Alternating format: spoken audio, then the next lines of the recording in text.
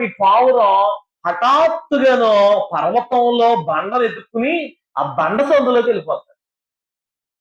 ఈ బండ సందులోకి ఎప్పుడైతే వెళ్ళిపోయిందో ఈ గ్రద్ద ఈ ఈ వేటాడేటటువంటి పక్షిరాజు ఆ పావురాన్ని ఏం చేయలేదు, పట్టుకోలేడు. ఆ బండ సందులోనికి దూరడు. అందుకే పరమగీతంలో బండ సందుల్లో ఎగురు నా పావురమా అంటారు. ఎందుకంటే బండ అనగా యేసు, బండ సందు అనగా ఆయన గాయాలు. విశ్వాసులమై ఉన్న మనం అందుకే ఇరుకు ద్వారములో ప్రవేశించాలి. యేసయ్య గాయాలు ఇరుకు ద్వారములు. ఈ గాయాల్లో మనకేముందంటే భద్రత ఉంది. యేసయ్యలో మనకేముంది, భద్రత ఉంది. అందుకే విశాల మార్గంలో ఏం లేదు.